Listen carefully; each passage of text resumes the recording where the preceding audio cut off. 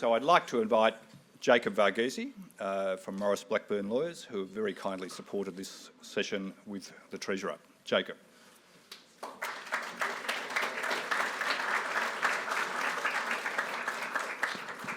Thank you, David, and can I start by acknowledging the traditional owners of the land on which we meet, the Ngunnawal people, and pay my respects to their elders past and present. Obviously, the Treasurer needs no introduction to this crowd. I don't think I need to go through his CV other than to mention that before he was the member for Rankin, his career highlight obviously was being the Executive Director of the Chifley Research Centre in 2013. And so from that perspective, we're very pleased that you've found another role equal to your talents as the Treasurer. Clearly, Jim's fondness for the Research Centre meant that he timed the release of his essay perfectly for this conference. And Treasurer, you weren't here yesterday, but I think every single session involves some reference to your essay. So I think the room has bated breath to hear what you'll say about it. The essay has received lots of different interpretations across the political spectrum. It's been said that it's caused corporate Australia to wake in fright. It's been called by some on the far left neoliberalism dressed up as socialism. It's been called revolutionary thinking, and it's been called a clear articulation of very mainstream positions. At Maurice Blackburn, we've been practising value-based capitalism for 100 years. So for us, we're not especially confronted by anything that was in that essay, and found it refreshing. Because I think whether or not it's revolutionary thinking, the true revolution is that we have a Treasurer who is thinking.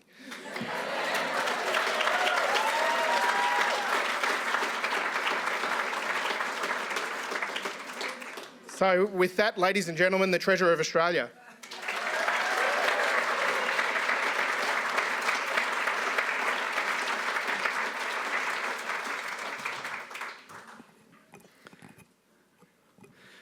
Well, g'day everybody. I'm really pleased I could join you here this afternoon at the National Press Club on Ngunnawal and Ngambri country. And I'm really proud that ours can be the generation that gives First Nations people a voice. And I'm especially proud of the contribution that our Prime Minister made to that cause and that effort from this lectern earlier today. I want to thank Jacob for his characteristically kind introduction and words of welcome, and for the support that Maurice Blackburn has shown this event, but also for the work that the firm does in all of our communities as well. We really appreciate that, and I just wanted to say I was so relieved to hear that I found somebody who found something in the essay that they didn't want to have a shot at.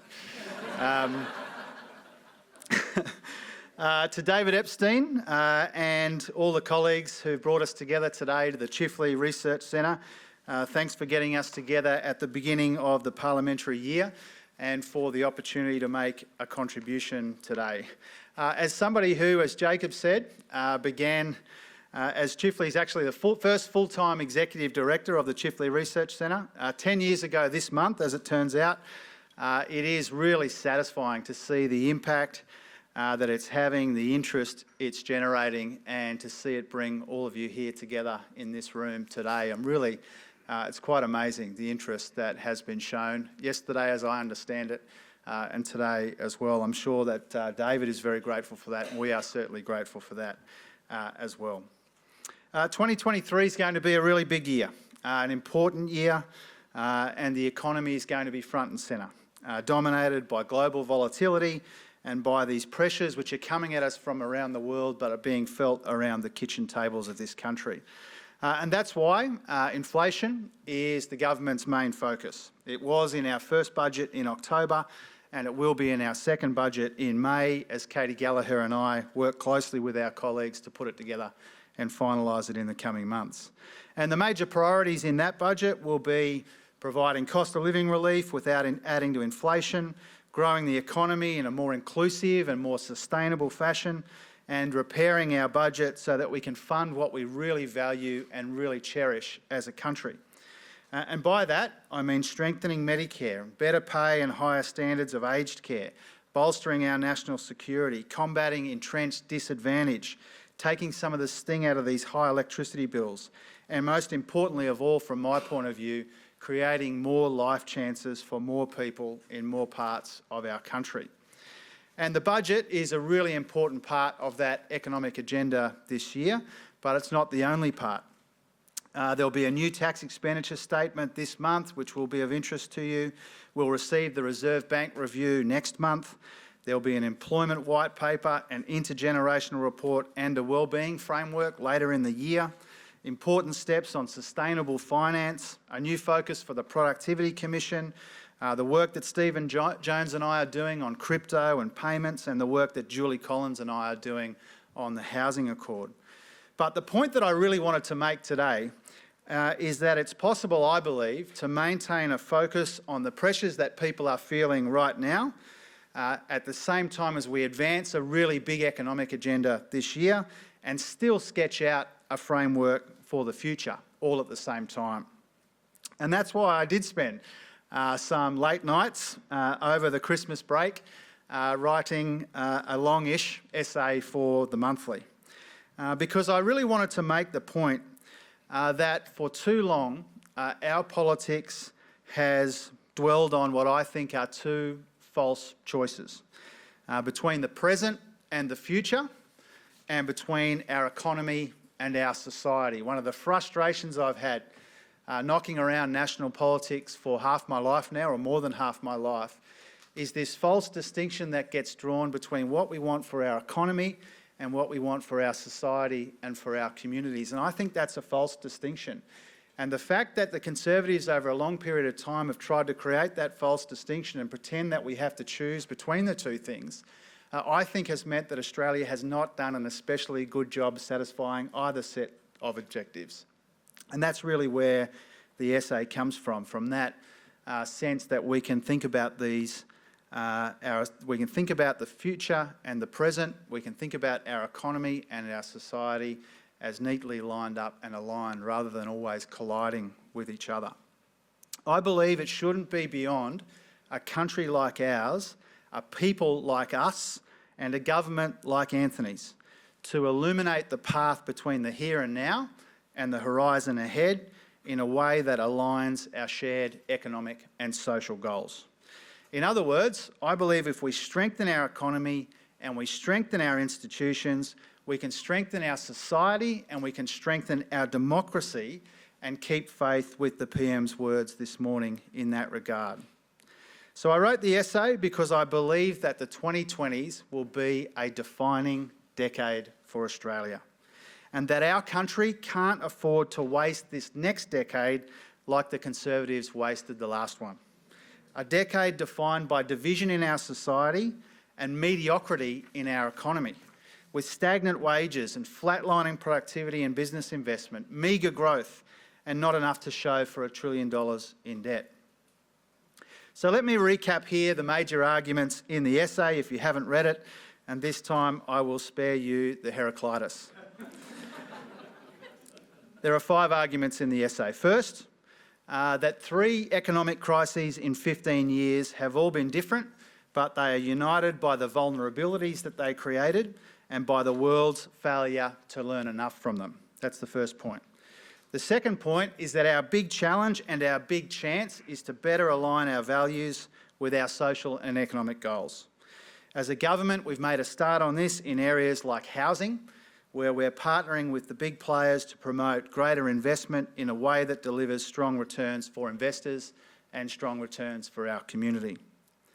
The third point is that we need to take advantage of some of the big shifts underway in our economy, the climate and energy transition, but also making technological change work for people and not against them, and deepening and broadening our industrial base by ensuring that capital flows to productive places and into areas where we have an obvious national advantage and interest. Again, we've tried to make progress here with our ambitious climate change agenda, with smart investments in skills and training, a future made in Australia, the development of our critical mineral strategy, and more. The fourth point is that I think we can modernise our economy with better informed and better designed markets, better cooperation and co-investment between the public and private sectors, and stronger institutions as well. You can see that in our work on the National Reconstruction Fund, on the Reserve Bank, on the Productivity Commission, and on climate risk disclosure and sustainable finance, which is all about giving investors and businesses greater certainty to unlock more investment in cleaner, cheaper and more reliable energy, supported by co-investment in areas like transmission infrastructure. And finally, the fifth point is that this approach will help build a stronger, more resilient, more adaptable economy that grows in more sustainable and more inclusive ways. Now, I'm very pleased and a bit surprised with the level of engagement with the essay. I think it shows that the effort has been worth it. But it's called a battle of ideas for a reason, by which I mean it's been pretty willing. We've had the usual hyperventilating from the usual suspects, some with such intensity it seemed they might spontaneously combust. But I'm not too troubled by that. I'm relaxed about it. I'm realistic about the commentary that we've had over the past week. In most cases, I think they're responding to a dodgy caricature of my essay and not the actual essay itself. Any objective observer, indeed anyone who knows me, would see that I'm not repudiating Hawke and Keating. I'm embracing that reforming spirit. I'm not turning my back on markets. I call them in the essay a powerful and a positive tool. I'm not having a shot at business, but I'm looking for new opportunities for collaboration and cooperation, imploring them to take a bigger, more constructive, more central role in our society. I'm not saying investor returns should be compromised. I'm saying here's a way to maximise them. I'm not calling for the return of some clapped-out ideological model from the 1950s. My essay is a throw forward, not a throw back. In fact, the ideas in the essay are not especially controversial. They align well with the modern supply-side economics being pursued by my friend Janet Yellen in the United States. And Martin Wolf of the Financial Times has just published a whole book last week on how the problems in our democracies and in our economies are intrinsically linked. Now, Wolf believes, as I do, that if we are to make progress, we need to be open to both policy and institutional change to promote the kind of investment and innovation that we need in our economy, the kind which can revitalise our growth engine, lift living standards for more people, and give us this kind of positive-sum politics that we really need in this country. Both internationally and in the investor circles that I move in as Treasurer, the ideas laid out in the essay are mainstream. They're born out of contemporary necessity and corporate reality, not ideological rigidity or doctrine. Now, the leftovers from the Morrison government, they don't get this. They have completely vacated the contest of ideas. They are nowhere to be found in all of this. They are stuck in the past and they are absolutely petrified of the future. If they had their way, we'd have another decade of deliberate wage stagnation and wage suppression, of Australians falling further and further behind no matter how hard they work. Nothing would make them happier. But I hope that we're showing that there is a better way in the fight against inflation and in the battle of ideas at the same time.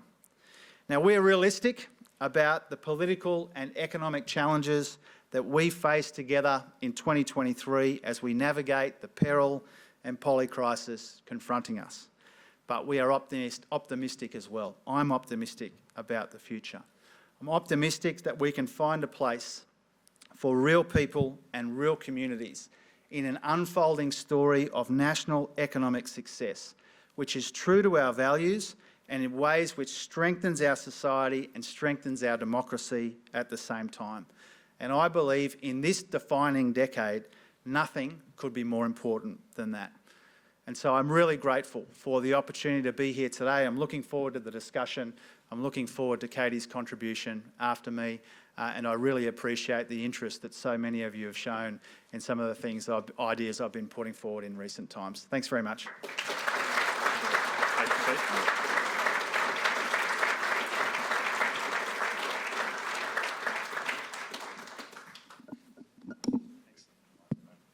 Well, look, thank you for that, Jim, and welcome back to the place that It's matters. a different crowd to where I usually am at the press club. Yeah. Now, look, we've had a number of questions and we invited people to send questions in. I'll just start. I've got this thing from someone called Malcolm of Point Piper. He says, David, I think you know me. I'm currently on the 389 bus between Bondi and Point Piper, but I have been listening to Jim online.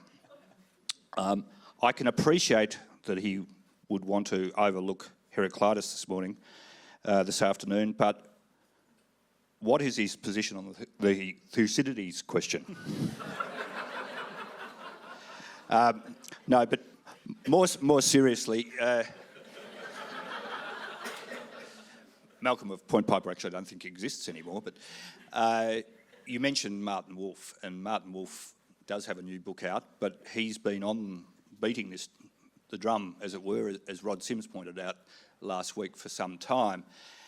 And one of the points that Martin makes, I mean, his view is over the last 40 years, we've essentially seen a situation which has not been the triumph of free market capitalism, but in fact a growth of people trying their hardest to pursue monopoly capitalism.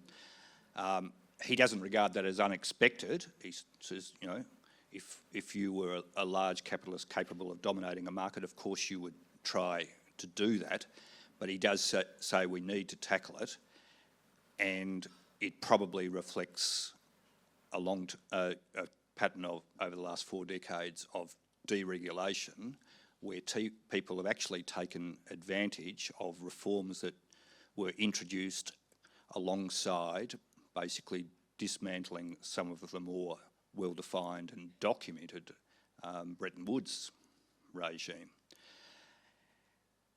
Is he right, or is that too extreme a position? And how do we deal with the fact that a lot of what we've benefited from, particularly post-war, has been the product of a liberalisation, but a regulated and quite structured economic reform process that, as it succeeded, it's withered back, and the very people who have taken advantage of it have forgotten the disciplines that need to be exerted to ensure that there's community support and community benefit out of these things. Well, I have a lot of time for Martin Wolf. I think if you made a list of 4 or 5 of the key people that you couldn't not read in a job like mine, Martin would be on it.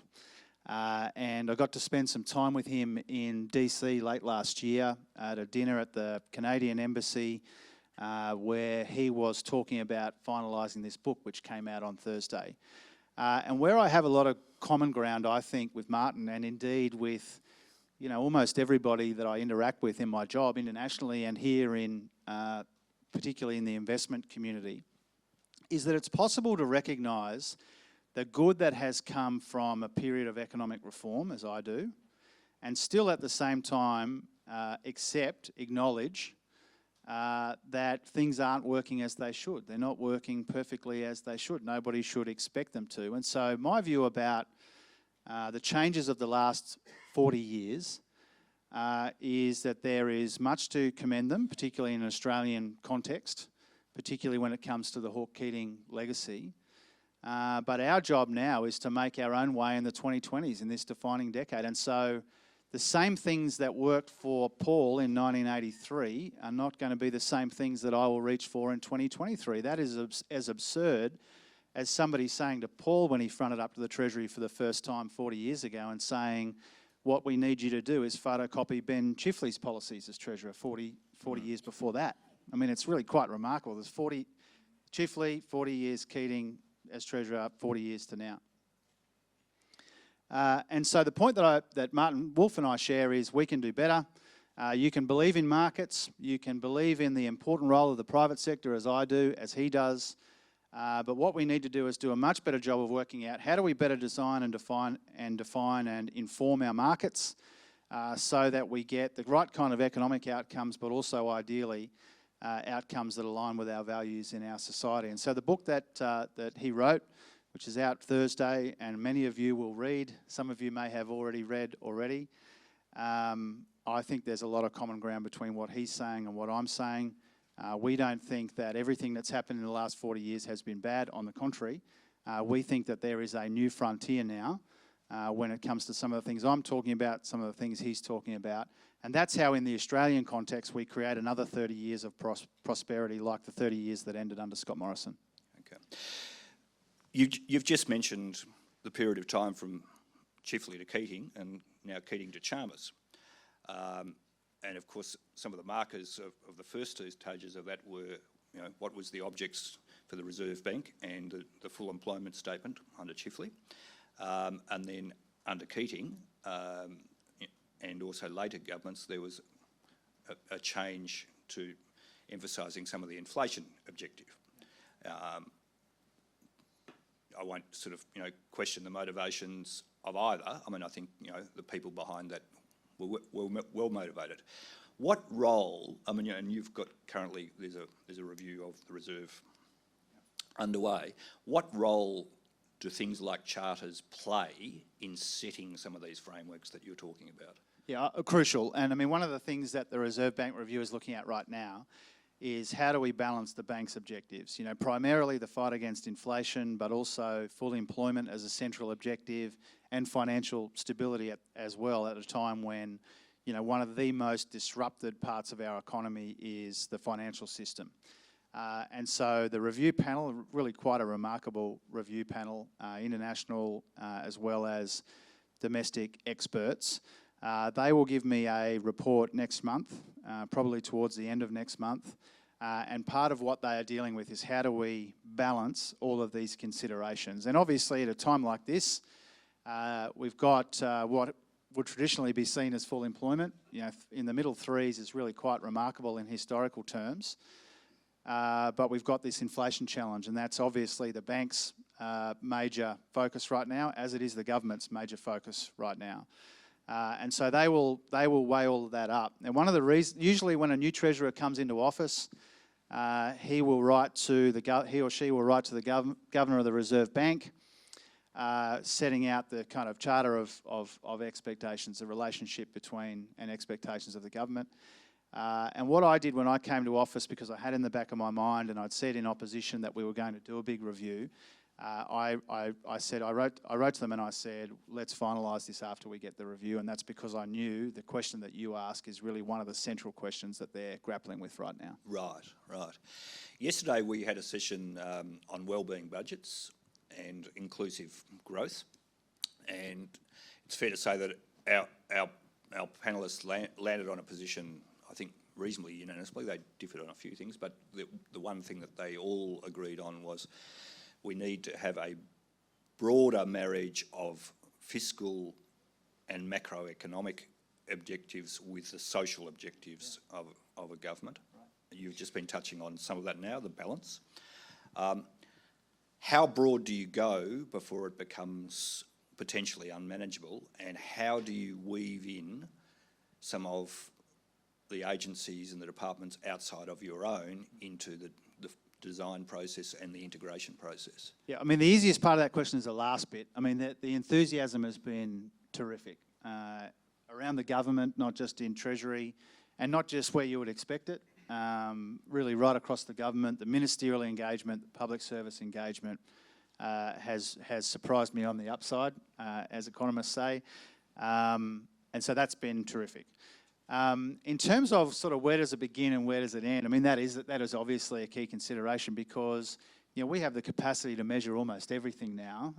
And so working out, what the 20 most important things to us are as a country, that's not a easy set of things to trade off. And so that's what we're doing now. I was smiling wryly when you asked me that specific part of the question because I read a whole bunch of stuff on the plane about how we're going to do some of this sorting. So it's a very timely question. My view is we can measure the economy in all the usual ways, and we should. I've never said, not since the first time I showed up to Ben's think tank at the time and said that we should measure what matters in our economy and our society. I've never said let's replace GDP, unemployment, wage price index, but let's add to it, let's bolster it, and let's see, what else we might be able to meaningfully measure so that we know if we're making progress against some of the other things that we value in our society in particular. And there's been a great reaction to that. But if your question is, it's difficult to work out how you kind of ring fence that, true, it is. Right. But it's worth the effort, I think. And again, if you think about the kind of usual suspects that say it's not worth the effort, what are they arguing? That we shouldn't measure progress against the things that we care about? Mental health, environmental degradation, these sorts of things. I would have thought in lots of ways it's a no-brainer. It requires a lot of work. There is some difficult trade-offs, but I think it'll be worth it. Right. These things have been tried to some degree in Western Europe. They've been tried certainly on an operational basis in New Zealand. Are there any particular models that have attracted your attention?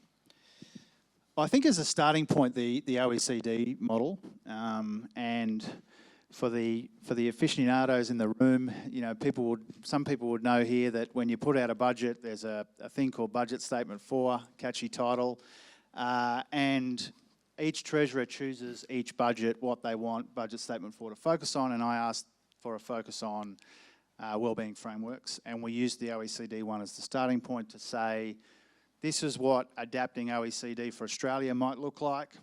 This is the upsides and the downsides of doing that, to try and invite a conversation from people about whether they think that's the right foundation or not, or some of these other countries. And so we're working through a mountain of feedback right now. But I think that OECD one, partly because, to be frank about it, you want to start with a big, credible institution if you can, because this is not a fringe concern in the world.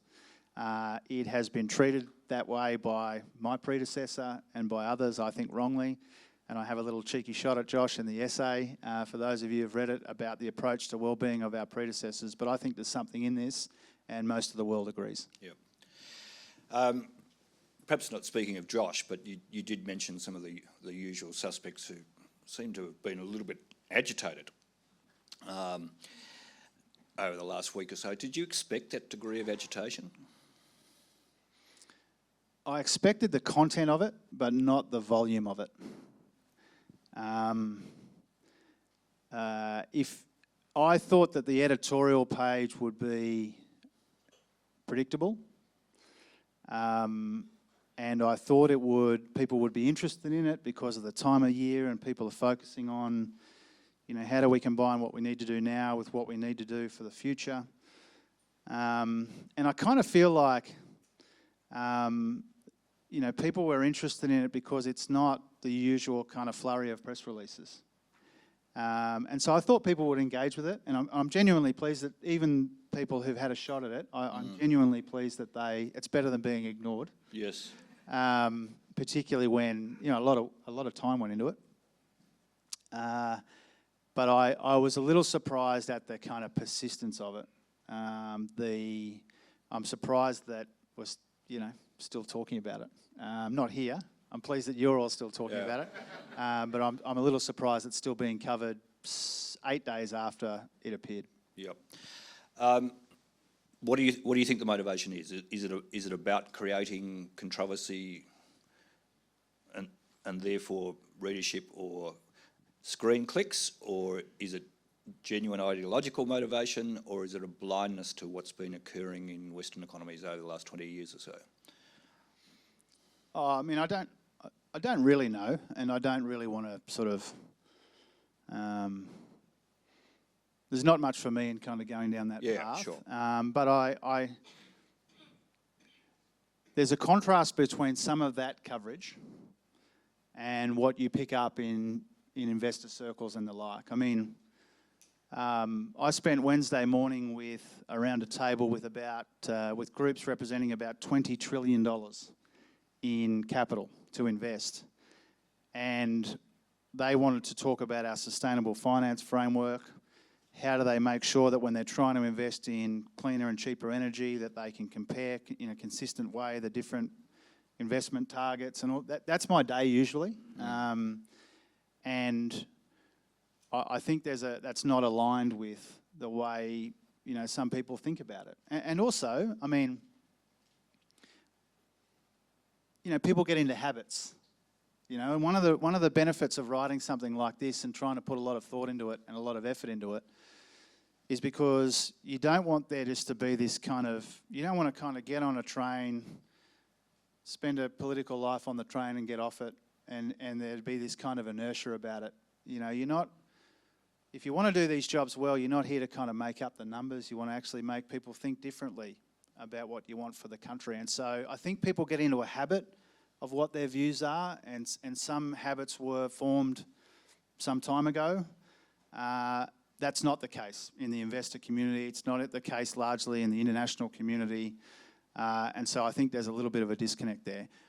I genuinely, I've had a chuckle about it, as everyone has, about the coverage the last week. I don't want to spend my time kind of, obsessing over it. Yep. About what people write about it. Yep.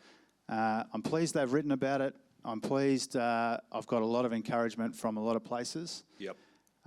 And I think the only shame would be, if there was someone here who was, going to be doing my job in 20 years' time, if they thought, well, when you stick your head up in this country, it doesn't go well, so I'm not going to do it. Yes. That would be my only fear. Okay. Well, having heard that, let's segue to some questions that we've had, about what's perhaps the more tangible problems before you in your actual role as treasurer. And we've got one here from Gerard Cudmore. Gerard's a GP, and he says, as a GP, I find much of the recent strengthening Medicare task force recommendations very good as to address long-term issues and needs.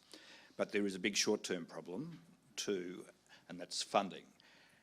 How will budgets address this short-term issue that Gerard sees with Medicare? Yeah, I see Mark Butler's calling himself Gerard now. I didn't want to go there. No. Gerard is a real person. Reveal yourself, Gerard. There he is. Hi, Gerard. Yeah. No, he's not like Malcolm on the bus. He's a real person. That's right. Yeah. Well, one of the big tasks that we've got, and probably I suspect Katie might engage with this later on if you ask her too, is, if one of the highest priorities of the whole government, not just the health minister, is how do we strengthen Medicare? Primary care is probably in its worst nick since Medicare came in. And there are the pressures that you identify, Gerard. There are other pressures on the system as well, and we spend a huge amount of our deliberative time, expenditure review committee, cabinet, other various forums in the government trying to work out how we're going to make a meaningful difference. And one of the reasons that Katie and I put so much time into trying to repair the budget, trying to trim some of the wasteful spending that's built up over the best part of a decade, is because we want to fund the things that we care most about. And we care a lot about Medicare, if not most about Medicare. It's fundamental to our society, and so we don't want to nickel and dime it. We want to invest in it. We need to find room in other ways in the budget. There's not a kind of a limitless pool of money as much as we would like there to be for things like Medicare.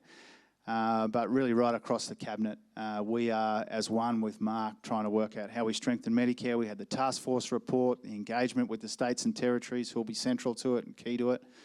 And we'll have more to say in May. Okay. Going back almost to where we began, we touched briefly, or you touched briefly on inflation. Both of us mentioned Martin Wolf, and of course Rod Sims, as I said, was beating a similar drum to Martin Wolf. Rod, in particular, as you would expect from an ex-ACCC head, said, we've got to do more about how we manage competition in this country, and that seems to me to be particularly important as we tackle inflation longer term, and potentially things like the balance between wage and profit shares. Yeah. Would you like to offer any comments about competition? No, I really would. And I want to shout out my colleague Andrew Lee. We are doing a bit of work on this front. And let me make a sort of a half an admission about this. So I read Rod's piece, and it was characteristically brilliant. People ask me in the hundreds of conversations we've had about the last 8 days or so since the essay came out, and some people will say, oh, you didn't do enough on the budget. There's a lot of in there about the budget. People say you didn't do enough about growth or productivity. There's a lot in there about growth and productivity. If I had a little more room, I could have done more on competition, because I do believe that competition is a progressive force in our economy. It's progressive in the sense of getting prices down for people, but it's much more broadly than that. We do want, as Andrew, as Rod, as I on other occasions, and Stephen Jones and others have said, we do want the economy to be more competitive, because the more concentrated an economy is, if it's not dynamic enough, it's not delivering for enough people, creating enough opportunities for people. And so I read Rod's thing and I thought, 6,000 words is enough, but if I had more time and had it over again, I would have done a bit more on some of the sorts of things that I have been working on and talking about, as Rod identified in his piece. Right. Well, in terms of some of the other things, there's been a bit of a view, and there's, it's regarded either positively or negatively, that we've tended to operate with quite distinct perspectives from the Reserve Bank and the Treasury, i.e. we've divided the difference between our macroeconomic management and our Reserve Bank management and monetary policy too much for too long. Do you have a view on that, and how we manage that without necessarily upending the entire system? I think the independence of the Reserve Bank served us pretty well. Yep. And I'm a historian as well, in the sense that I obviously engage with what the bank what interest rate setting used to look like before the RBA had proper independence, and the idea of sitting around a room and setting interest rates is not something that appeals to me. Yep. So the independence has served us well, but I think where it most matters, where your question most matters, and what most matters to the review that we were talking about before of the Reserve Bank, is how do we make sure that the work that the Reserve Bank is trying to do independently, that the government is not making the job of the independent Reserve Bank harder. And that's why, in the October budget, after a decade in opposition, I think one of the underappreciated elements of that budget was we got a lift in revenue from commodity prices temporarily higher. For 2 years, we banked them. Yep. And that's because our view, and I think we've been right about this, is if we sprayed around the same amount of that upsurge in revenue as our predecessors did, then that would add to inflation. And instead, we showed restraint that hasn't been seen for a long time. Not everybody loves the idea of budget restraint. I get that. But that was a really important thing that we did, that Katie and I and the colleagues on the ERC and the Cabinet signed up to, and the Prime Minister led on in October, because you don't want to get our goals in conflict with the RBA's goals. You need to show some restraint when we've got this inflation challenge, and that's what we're doing and have done. Yeah. So it's in essence tackling a double jeopardy, is it? Yeah. Well, it's making sure that we are not making their work harder. Yep. And that's why, when you've got inflation at 7.8% in 2022, you've got 8 interest rate rises in a row.